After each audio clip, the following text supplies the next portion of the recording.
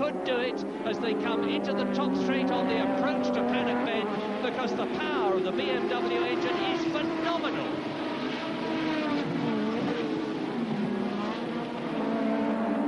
Ayrton Senna in the past has been accused of turning up the boost in moments of stress. He has always vehemently denied it, and the subsequent race examination has proved him right. And now Jacques Laffite is as close to Sura in 4th position as Sura is to Laffite in 3rd place, as to Senna in 3rd place. And as I say that, Sura accelerates hard, pulls away from Laffite, gains on Senna, and we now almost have a new second place man, but Senna's got the line for Hawthorns and coming out of Westfield into Westfield. That must have been a very brave bit of braking by Ayrton Senna, because he left it very late indeed.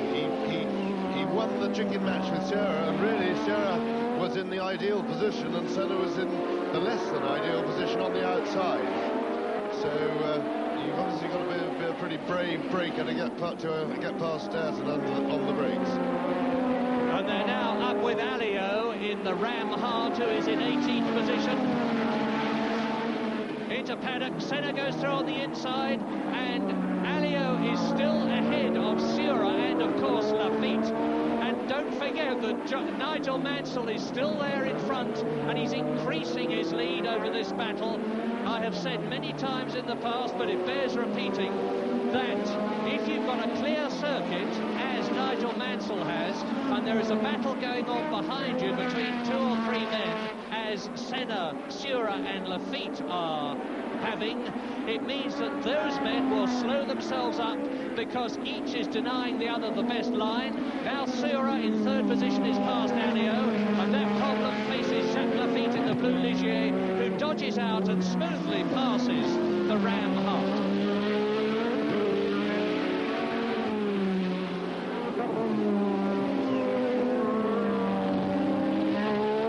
Jacques Laffite, great friend of Alain Prost, both of them very, very keen golfers, and love nothing more when the Grand Prix scene isn't active than to get away and have a round of golf together. There's Laffite, and I think it's just a matter of time before Mark Sura gets the opportunity to, having planned his attack for at least a lap, close up on Senna and then get past him. But Jacques Laffite's going to make it difficult for him. Behind Laffite, it's still De Angelis 5th, Johansson 6th, Prost is still out of the points, but I would be surprised if all the 6 men in the leading point-scoring positions now, Mansell, Senna, Sura, Laffite, De Angelis and Johansson, finish, in which case Prost, who's very likely to, should pick up at least 1 point, but that's not enough to win the championship. He has to increase his championship lead over Alboreto by at least another 2 points, which means 5th or higher is essential for Alain Prost. There's still a long way to go. 45 laps at the end of this one to go. Yes, Mansell leading by some 14 seconds. I think he's probably just watching second place, not now trying to extend the lead dramatically. He has in fact lapped John Watson, and sadly one must say it's been a very disappointing performance by Watson in his comeback. Of course, not easy to step straight into a Formula 1 car and be expected to deliver after a 2-year gap, but he did have plenty of testing, and really to have qualified 21st and to be lapped must sadly spell the end of Watson's Grand Prix career. I'll tell you something that could be very significant as we look at Alain Prost chasing Stefan Johansson. Prost 7th, Johansson 6th. That significant thing is that Alain Prost has made a very cautious tyre choice. He's got 2 B compound tyres on the left side of his car, 2 C's on the right, compared with Nigel Mansell in the Williams Honda, who's got 3 C's and a B. So Mansell has taken a bit of a risk on tyres compared with Prost. Frank Williams told me just before this race began that they were definitely coming in to change tyres, they being Rosberg and Mansell. Rosberg, of course, is long out of the race. Mansell but I suspect that Alain Prost is far less likely to have to stop than Nigel Mansell is. Time will prove whether I'm right or wrong. Oh, look at this for second still. Ayrton Senna just coolly holding on ahead of Marc Surer third. Jacques Lafitte with them in fourth place. They are being led by Nigel Mansell, who is now nearly 13 seconds ahead on lap 31. Surer is close enough now to attack. Yes, absolutely, Murray. Surer is going to have a look. But he was a little bit too close to the left-hander, and I think that stopped him getting a proper run. But he's certainly starting to attack. Incidentally, Rosberg, who, remember when he had got that flat rear tyre from his incident with when challenging for the lead at the beginning of the race, is going very well coming back to the field. He's up to 11th place and looks very much, if he gets a trouble-free run, as if he'll be in the points by the end of the race.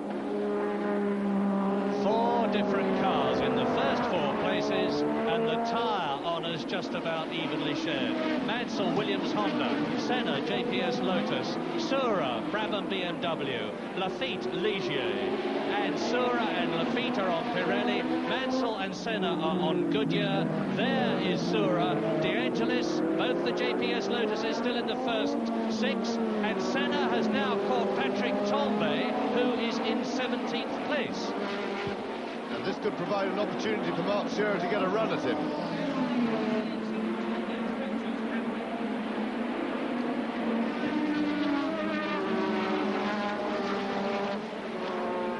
And not this time. So Surer must be getting a little bit frustrated with the Lotus. Is certainly pretty quick down the straight. And we've already seen just how late Senna is prepared to brake.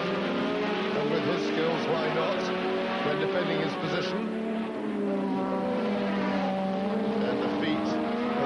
Just sitting behind him, looking to pick up the pieces. I think he'll probably prefer to let Surer make the move first and then find his own way around and deal with Surer later. John Watson, meantime, is continuing his slow progress as we look at race leader Nigel Mansell on lap 33 out of 75, having passed Eddie Cheever and Riccardo Patrese's Alfa Romeos. Watson is now in 14th position with more than half the race still to go. He's got plenty of time to play himself in. And if this isn't keeping you on the edge of your seats, and you're wondering what about the pictures from Patrick Tambay's Renault in the race, I'm afraid we've got bad news for you there. I can tell you that there's flies on the lens. Well, there it is. That is Patrick Tambay's car, and you can see that we've got a rather muddy picture, although I think it's still highly dramatic. And believe it or not, there is actually a lens cleaning fluid which can be squirted onto the lens under the control of a man in the helicopter who's flying over the circuit. Such is modern technology. There's Mansell, race leader. Another lap being completed. Man in the helicopter doesn't seem to be doing a very good job. But it is very difficult. Of course, being in the middle of the field, you get a lot of oil thrown out by the cars in front and that sort of thing, and dust and mess, and the oil makes it all stick. And of course, this happens to a driver's visor during the race. Now, and Prost still chasing Johansson, hounding him, waiting for a mistake, but Johansson is not giving him that opportunity, and of course he is now carrying the honour of Ferrari, as it were, squarely on his own shoulders. It's up to him, I'm sure, and he realises it, to keep Prost at bay, and in fact he's doing a tremendous job. Stefan Johansson has really surprised a lot of people by his good performances since he's joined Ferrari. He's proved that he is the driver we all hoped he was. He's a charming man, and he is doing a very excellent job. Going back to the problem that drivers have with their visors, we saw what it was like looking through that camera lens, and some drivers carry tear-offs. They have little thin celluloid strips that fit over the main visor, and they can just pull them off when they get dirty. When I used to drive, did a different system. I just used to carry a dry cloth stuck down between my legs and my crutch, which can't go anywhere. Just put a take it out and I would just polish my visor as I went along. Senna gets past Berger. Senna's second. There's Asura in third position ahead of Jacques Lafitte fourth. And we've got just as good a scrap for fifth position, because Elio De Angelis in fifth place is being caught by Stefan Johansson and Prost. And we're expecting Nigel Mansell to come in and make a tyre change very shortly. I've been looking down at the pits, the Williams pit, and I can see the mechanics standing there. Well, there they are, with the tyres all ready, with the jacks all ready. Those booms sticking out carry the pneumatic hammer airlines, and it's going to be all action for that man, Nigel Mansell. 12, nearly 13 seconds, and Sura is second. Mark Sura in the Brabham BMW has taken Ayrton Senna and